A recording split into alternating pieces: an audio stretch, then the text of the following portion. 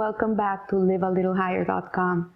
This week we read Parashah Ki Sisa, and perhaps this is the most famous episode of the post-Exodus experience, and it's the construction of the Egel HaZahav, the golden calf.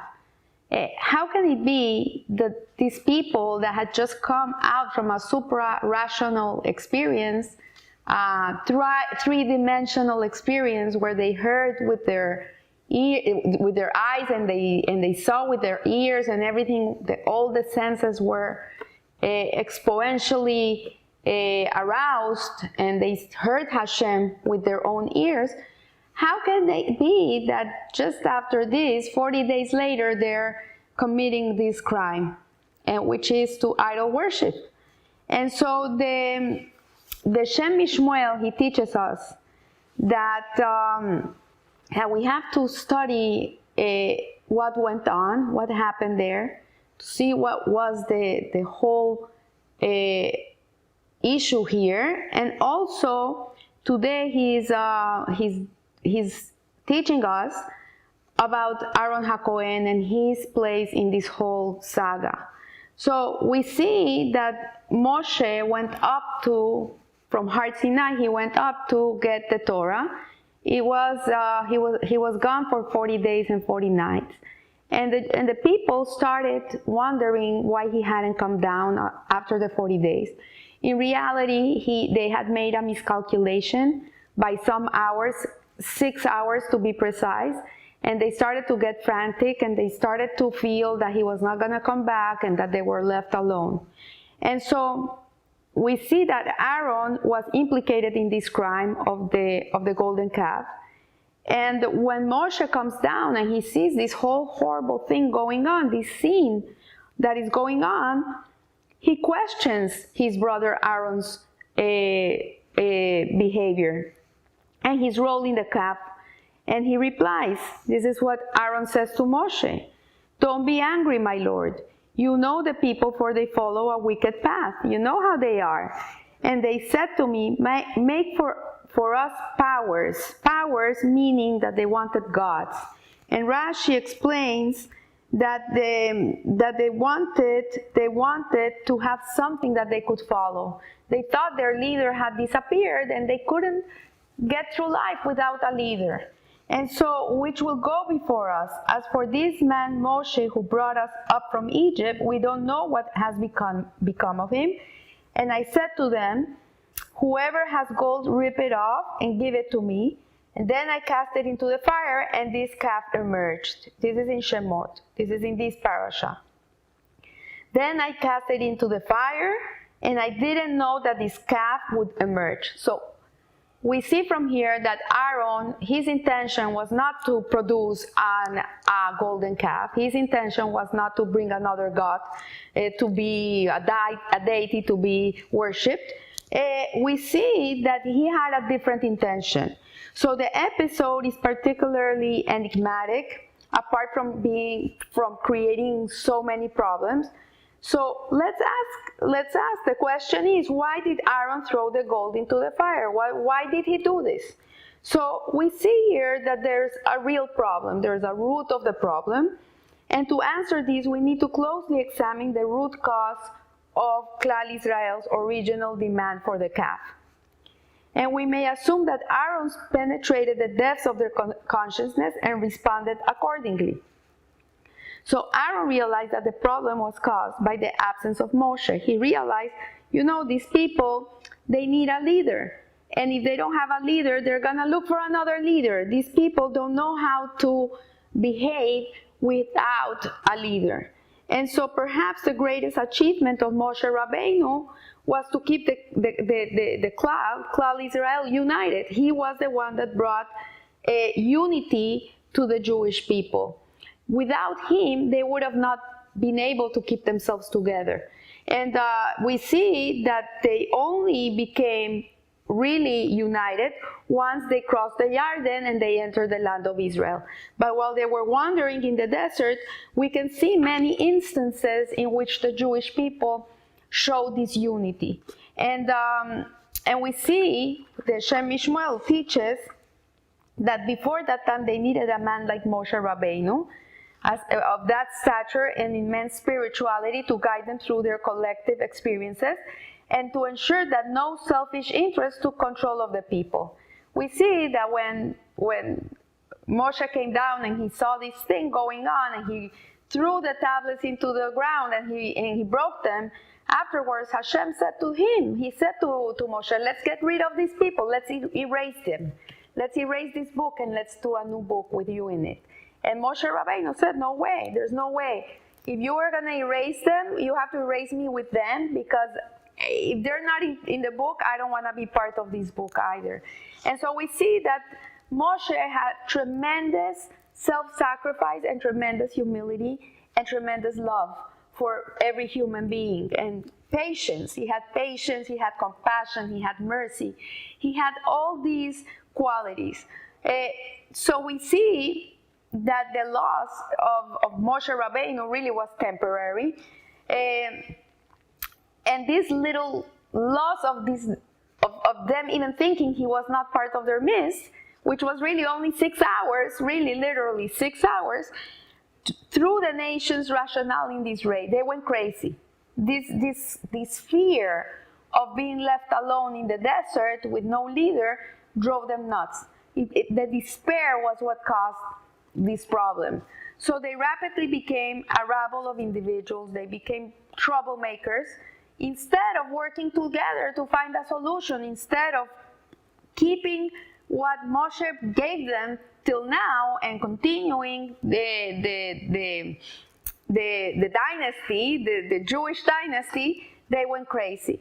So Aaron, as Moshe's surrogate, he was really taking care of them, had to address this issue. He was left alone. He was left like this. He was never expecting something like this to happen. It took him really out of his comfort zone. Was something that took him out by surprise. You know, when sometimes we expected things to happen, we are more in control. Like if you know you're going to a certain place and you're going to meet a certain person, and you know this person is a little troublemaker, and he tends or she tends to speak in a certain way and touch certain points, you already go prepared for that. So you work on it. By the time you get there, you meet the person, you're cool. You can't control it. But if suddenly you meet a new human being that you have never met in your whole life, and this person suddenly takes you out of your comfort zone and whacks you, sometimes our reaction is not something that we control. Sometimes it just happens. So this is what happened to Aaron HaKohen here. Like this took him out of his comfort. This took him out of what he thought he had to do. So he assumed that if he could tackle the problem at its root, then the spurious demands would fade. They would disappear. So he said, okay, these people are going crazy. He was quick to think and quick to realize and assess the situation. And he said, okay, these people are going crazy. They're going ballistic and they're full of fear because their leader is not here. And they think he died and he left them alone, and that what are they going to do in the middle of the wilderness alone without their leader? So he could see the symptom of what happened. And so he thought, okay, if I can calm them down and show them that nothing is happening, that they're going to be okay, and I give them time to unify, to get together and work for one cause, and put their heads somewhere else, maybe for the time that Moshe is going to come down, he knew he was going to come down, maybe this will calm them down. So they would be comforted by some alternative means of unifying them, and would return to their homes to await what he knew to be Moshe's imminent arrival. So Aaron had no doubt that Moshe Rabbeinu was going to come down. He knew he was going to come down. So Aaron attempted to effect this through a physical act. So what he did was, he thought, give me your gold, give me your gold. Everybody was giving their gold, everybody was giving to him, and he intended to melt this gold and make a block of gold. This was the intention of Aaron. And he thought, this is going to take some time, this is going to keep them busy, and this will buy me time until Moshe Rabbeinu comes down. And this, apart from involving them all in one activity, this would symbolize the cure of their problem, which was disunity. So this is what Aaron HaKohen, who was like a spiritual doctor, he could see the problem of these people is that they're not united. They're disunited. And so by doing something that will bring them together will cure the problem. So Aaron was the ideal person to effect this aim. For his very essence, yearned to bring people together. This was his essence. This is what he represented. Aaron HaKohen, that's why he was given the job of a Kohen Gadol, because he was always making peace upon husband and wife, and peace upon friends, and peace upon parents and children. He was a peacemaker. And so, as Hillel says in Pirkei Avot, be one of the pupils of Aaron HaKohen, loving peace and pursuing peace, loving people and drawing them near to Torah. This was what he was. So we should be like him. We should emulate him. We should always try to bring people together, not make people go apart. So Aaron's role in the golden calf episode was rather like that of an expert doctor who, when attempt to heal a patient, looks at the cause of the illness and cures that. You know, today doctors, they're like covering the symptoms. You have high blood pressure, give you high blood pressure medicine. You have tachycardia, then get medicine for that. But rarely a doctor looks for the root problem. Why is this causing, where is it coming from? Where is it really coming from? Is it dehydration? Is it that the person maybe is taking a certain vitamin that creates this situation? They usually are not looking for the root problem. They're usually trying to minimize the symptom. But they're not, this holistic medicine, this is what it does. It looks at the person, looks at the whole person, and tries to find the root of the problem. So Aaron's role, this was his role, and this is how he approached the situation. He was looking at the problem. So let's understand what went wrong. So we now understand that Aaron was buying time for himself. He believed that he could solve the problem by making the ignot, by making that block of gold. But it all went horribly wrong. It was like a recipe for disaster. It went horrendous. Suddenly, this calf emerged from the fire, which was something he was not expecting. It took him completely by surprise, and it created a lot of horror. And this disaster was caused by the involvement of the Erev Rav. So when the Jewish people came out of Egypt, there was a mixed multitude, which is known as the Erev Rav, that came with the Jewish people. They wanted to leave Egypt too, and they became part of them. They didn't convert to Judaism. They kept themselves separate from Judaism. But they came with the Jews. They were in the desert with them. They received the Torah with them. They were part of the Jewish group, and they joined the Jewish people in the Exodus. And we have discussed before that when an alien item is added to a distinct group, like when, you know, I remember, it's funny, I remember Sesame Street.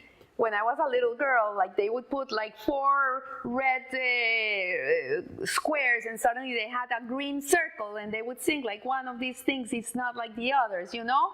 That's what it is. So here, what the Shem Mishmal is saying is that when an alien item is added to a distinct group, the result is not the group plus an outsider, but this outsider that has nothing to do with the group completely ruins the group. So we have to be very careful who we let into our space in our life, because when you have people around you that don't vibrate like you, it becomes a problem. And so this is what happens to Aaron's plans. This is what happened. The Erev Rav, this mixed multitude, were not interested in the welfare of the Jewish people. They were not interested in keeping the Torah. They were not interested in following Hashem. They were not interested in really being part of the Jewish nation. The only thing they wanted was to be troublemakers. They were troublemakers. This is what they were. They were opportunists, and they had their own agenda. So this means that Aaron's block of gold, the ingot, was partially infused with their wicked intent. So when he put all this gold together to make this block of gold, suddenly these people had other intentions. They had other, the witchery was something that was very common in those days in Egypt, and they were able to create this golden calf, and they ruined the whole project. And this allowed evil forces to rest on the gold, resulting in the Erev Rab, in the golden calf, in the eged. So in the eagle.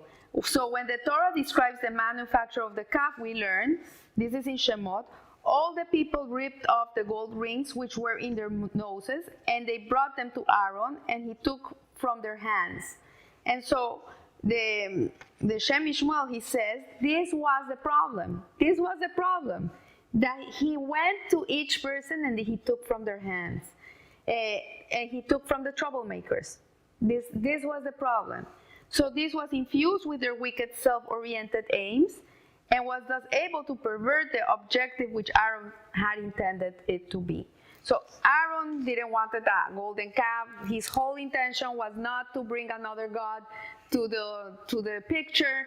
His whole intention was to buy time, put the people to do something, to get them busy with something so their heads would not be in this frantic state, and buy time until Moshe Rabbeinu would come down with the Luchot. But these other people that were part of their group, who had no intentions of following God and his ways, they were just there to bring trouble to the Jewish people, had another agenda. So not only was Aaron not criticized for his role in the eagle, but he was actually rewarded for what happened. And we see in Shemot Rabbah that it says, God said to him, Aaron, I know your true intention. By your life I shall set none other than you over the offering of my children. So we see that after this, when the Mishkan was built, actually we've been reading 2 parashas before about the building of the Mishkan, but this episode happened before the Mishkan was built. It's put afterwards. So we learn from this that actually people really need to be busy. People need to be busy together creating something for Hashem. When people are not busy creating for God and they're not together, then these things happen. And so we see that as a reward for his good intention, and we also learn from here how intentions are so important. Really, intention is the most important. Why do you do the things you do? Is it for your own selfish, self-serving agenda, or do you do to bring pleasure to Hashem? Do you do to make this place a better place? So the intention that Aaron had was a holy intention, and because of that, Hashem gave him the service of the Mishkan. He was the one that took care of the Mishkan. He lit the menorah every day. He was the one that brought the sacrifices to the Mishkan. He was the one that kept that place. He was like the housekeeper of the home of Hashem. So we see that in reality, we see that Hashem paid Aaron mida keneged mida, measure for measure. The task of the Kohen Gadol, Aaron's eventual role, is to unify the hearts and the minds of the people, of the Jewish people, in their worship of God. This is the job of the Kohen. The Kohen is a unifier. This is his job. And his intention was that. It was to unite the people because the people were not united. And of course, this is just what he intended to achieve through his involvement in the eagle, for which God justly rewarded him for eternity. So, in a nutshell, it's important why we do the things we do, why we do what we do. Is it for a holy pursuit? Is it to bring people together, to unify people, to make people happy? So important. And the second thing is that if you do things with the holy intention, no matter the outcome, Hashem always knows that you did it with a holy intention. And that's the point. So I leave you here. I wish you a blessed week. And remember, live a little higher. Thank you.